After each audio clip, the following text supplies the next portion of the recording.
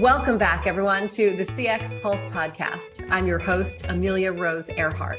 On today's show, we'll be discussing the evolution of digitization with Nancy Jamison, Senior Industry Director with Frost Sullivan. Nancy, welcome to the show. Thanks for having me. So Nancy, as we kick things off, we've got an exciting conversation planned today for our listeners. Why don't you tell us a little bit about your background and your expertise in this area? Okay. I am been in the industry for about 4 decades now, starting in contact centers and then moving on to being an analyst. And so I've been an analyst for 30 years and started with a linguistics background. So I'm really excited now because finally for me, everything has come full circle because we're applying all those, speech technologies, AI to our industry. So it's really a fun time to be here. Yeah, so many different areas, different ways to get in touch with the contact center, what's right for each and every individual. So digital engagement has revolutionized the contact center. That's your expertise. So tell us what trends you can share regarding this revolution. Well, yeah, it really has revolutionized the contact center. So back when I started, we have had digital channels for a long time. This is a revolution a long time in the making. And when I started, we had touch-tone IVR and we added speech technologies to that. And then we just kept going with email and text and the web and mobile. And we've had those for a dozen years now. But what's really, really interesting and cool is that we've had this actual explosion of channels that we interact on now. And for example, we used to lump social media as one channel, but Facebook and Twitter and others are a bit very different. Well, so far, about this X thing. But we had messaging apps that were introduced, such as Facebook Messenger, and then we started to equip those with more capabilities so that we could do, e-commerce and such. And so you just see all sorts of regional variations and other variations. And then when you get down to the really AI enhanced ones, like bots, we have chat bots, we have voice bots. Some of them are dumb, some of them are really intelligent, and that just blurs into this whole category of like the next generation we had past IVR, which was the virtual assistants and the intelligent virtual assistants. But some of the channels have been pretty nascent. We have had video for 20 years maybe, but usage is really about 3%. And then all of a sudden we had a couple things explode, and that was some advancements that were happening, like adding, sort of unified communications and collaboration technologies such as spatial audio and eliminating background noise and speaker separation. But we also then had the pandemic, which had silver linings for the contact center, and you see it in collaboration, and that all of a sudden everybody used video. So now we're seeing that being adopted. But really, I think that the bigger trends are not the vehicles of communication or the channels so much as all of the other stuff that we've brought to bear in the contact center, like, AI advancements and knowledge management integration and process automation and all of this really, really cool stuff. So it's been a really exciting time, and it's just going to get better. Yeah, I experienced it recently. I was on with a contact center on a phone call, and they asked me to verify my identity via my phone and then input information with the chat. So it was going in 3 different directions, but honestly, it worked very, very well. And you can see the value of each of those locations. And another big aspect, Nancy, that you talk a lot about is the fact that this is the first time ever in history we've had 4 different generations of consumers in the market. So what are the impacts to this, and how are the contact centers responding with so many different groups of people who have different expectations? Well, there are impacts, but I think they aren't as great as you think, and things are changing all the time. So certainly we have stereotypes about the generations everywhere, but definitely in the contact center, this is really true. So, typically the older generations really, they teed on this in-person contact. They want more face-to-face, and they, grew up calling into call centers that then became contact centers. And they, there's expectations were different. They wanted immediate response time, which they felt they could get by calling in. But, younger generations, digital natives, born with the cell phones in their hands, and they're really heavy users of self-service. But those are real generalities. So, going back to the pandemic again, we got tired of talking about it, but it was like the great leveler of age groups. And I talk a lot about a couple of vertical markets that I really enjoy, retail and healthcare, because we're all consumers and we can all relate to them. And they provide really good examples of, how this is unfolded. So, both of those are really, really heavily impacted, as we know, by the pandemic. But what happened was with that, we had, impacted foot traffic. We didn't have as much in-store sales. And part of this was because due to lockdowns and, retailers really having to figure out, how can I serve my customers? How can I engage my customers in different ways? So, and that really just drove the older generations to having to learn how to use, mobile apps for, curbside delivery and buy online and pick up in store, or just ordering everything. And then this was sort of coupled by other stuff that was going on, like supply chain issues and people stuck at home. And the reason why I bring that up is that the issues that were occurring brought more complex and higher volume of calls into retailers because, things didn't work or wasn't, my delivery's not happening. And so then the contact centers had to respond, and find new ways of engaging and up their self-service channel capabilities. But overall, just the adoption of self-service by everybody was just lifted. And then in healthcare, which is another example we all can relate to, of course, they got slammed during the pandemic. Besides delayed care, all that machinations with keeping up and, not spreading the virus was immense. I mean, I remember actually going through a rabbit warren to get to my healthcare provider. And I was one of those people that went a lot because I figured no one else was going. So, but what the pandemic did was it drove innovation and adoption. So, for example, the video I mentioned earlier, when everybody is using Zoom, then people got used to it. And that drove, higher levels to solve two problems, the in-person issue and access, and then use of video in telemedicine. I myself used it. I used it in a number of different ways. I used it for physical therapy. I use it now because I'm used to it and it's convenient. So if I just want to talk to a care provider about an issue I might not be seen, for, then I will use telemedicine appointment. And then also what happened is it drove other innovation, like finding a vaccine clinic, being able to get information because there's so much misinformation that was out there. So having knowledge databases into self-service channels as well as agent channels, just so much of that change had to happen, and it happened in a short period of time. So I think it helped to enrich engagement with people on these channels. Yeah. And as humans, we really do adapt to new technology pretty quickly, even if we are resistant at first. Yeah, I don't want to try it. I saw my parents adapt very quickly, even though they're the types that didn't like technology much. Now their expectations are changed because their knowledge increased. So It's good to see. Yeah. Yeah. It just takes a couple times, to order online or something in a dummy for them. Pretty soon you're doing it all the time, right? Exactly. Well, we see so much buzz on ChatGPT and AI solutions overall, just in the world. But let's talk about how chatbots are impacting contact centers and your insights that you can share on things that contact centers should keep in mind when they introduce chatbots into their processes. Well, it's not just chatbots; it's voice bots too. So we have those two types, and you ask what can providers, what do they need to keep in mind when introducing them?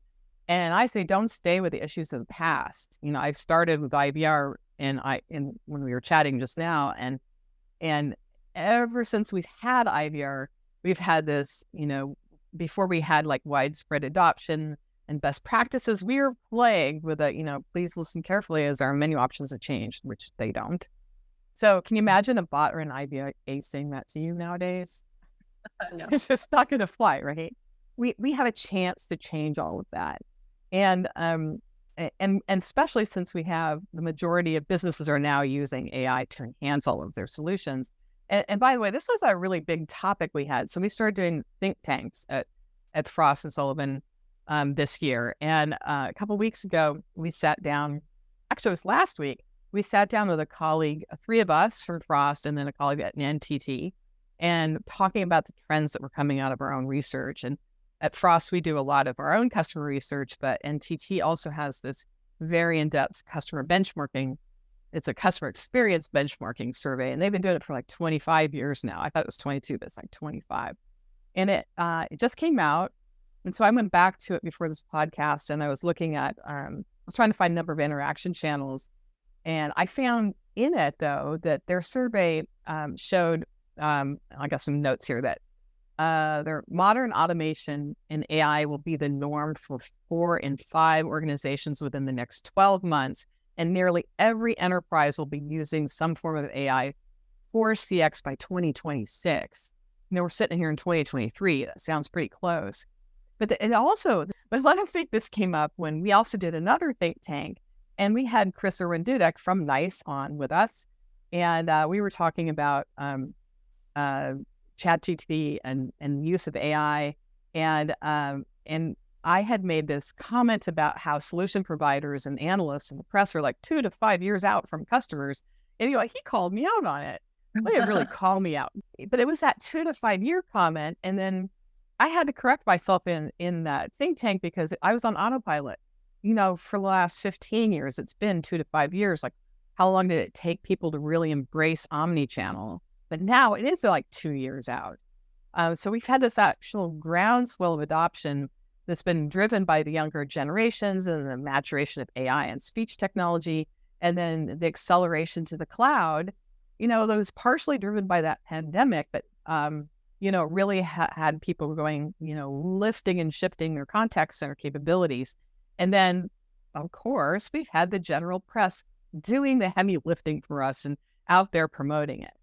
So, but I was going to go back to one other thing that I have a note here on. NTT also reported, and this is really interesting for anybody listening to this, that, so Frost, we kind of agreed that this is so cool. We're probably going to do our next set of surveys, but they separate out their top performers from the rest in their data. And it's pretty compelling. So they define top performers as having higher revenue growth.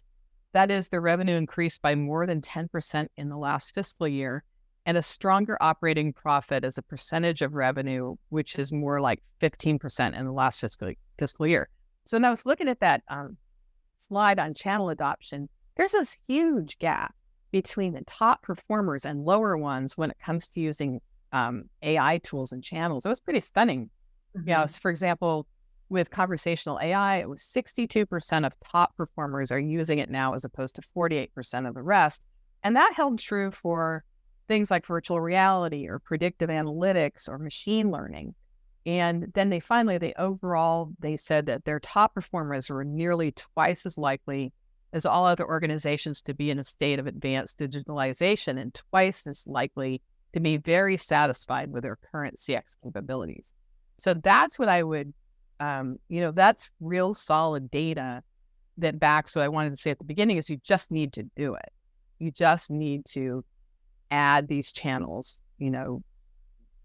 to further yourself along. Yeah, it sounds like AI use is synonymous with the top performer. That's a clear indicator that you've got to go that direction and be learning at as rapid of a pace as you possibly can with those types of numbers coming in. Now, with the introduction of digital channels in contact centers, let's talk about how this has impacted workforce management, because workforce management solutions were built for phone calls, but is there an impact by introducing digital channels? Yeah, well, of course. Well, actually, of course, for a bunch of different reasons. So I'll break it out. Like when you add on new channels, then you have to learn how to train agents to handle multiple channels. You need to forecast and schedule for them. You need the different type of work that can be actually fundamentally different. So like talking on the phone, or even we're talking on video right now, is very different skill set than, chatting or using a messaging channel. So, but there's more to it than the human factor side of things. So, for example, you have omni-channel agents. They're just not born. Just like some people are better face-to-face, agents are the same way. Some like to talk on the phone, others like to chat. That changes during the day, just like we work. I'm really creative in the morning, but I could talk all afternoon. I just don't want to talk so much in the morning. I want to be heads down. And then an agent, they might be the reverse. Their energy levels might be very high in the morning, and then you can see through your analytics that the tone of their voice is lower. They're just not as energetic. So maybe moving them to a chat channel might alleviate that. And then, some are better at multitasking than others.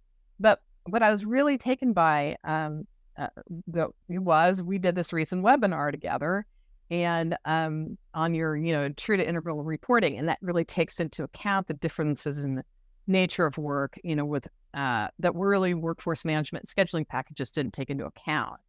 And just some details from it was that, there's a big difference between synchronous and asynchronous work. So that voice channel is real time, whereas text may not be. It can be, but it doesn't have to be. And then we can switch channels. We can go anywhere in this omni-channel journey. So, a voice call might generate more back office work, or it may need an email response or multiple back and forth with email responses. Or you can do, anything. It might escalate to a video call.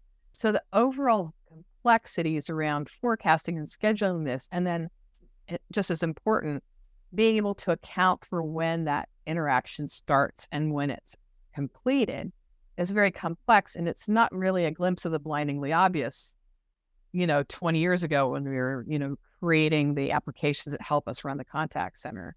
So, and that's back then, the gold standard, which went on for decades, was this first call resolution and then first contact resolution. But that doesn't really capture the entire picture of what happens. You can have really inaccurate long-term planning, which really can impact your CSAT. You might be giving credit to the wrong agent who finished work. You're not accounting for the fact that one agent has done some piece of work and then it's picked up by another agent or picked up in the back office. I mean, gosh, I would say that I would highly recommend that anybody listening to this go watch, the webinar that I did with Andrea Masuda. And she really dug deep down into the complexities of this type of issue and then how to solve for them. Absolutely. Tracking that information is just as important as learning about these new technologies and adopting them, making sure that you're using them to their best capability. Well, Nancy, we really appreciate your time today and, of course, your perspective. As we wrap up, why don't you let folks know who are listening where they can get in touch with you and maybe watch that webinar? Okay. I'll let you actually promote that as well. But yes, it's nancy.jamison, Jamison, @frost.com. So that's probably the best way to reach me.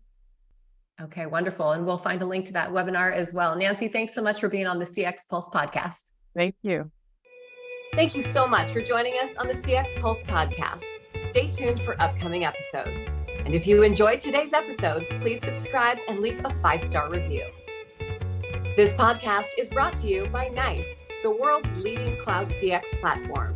Go to nice.com to learn more about our innovative and comprehensive end-to-end CX solutions. That's nice.com.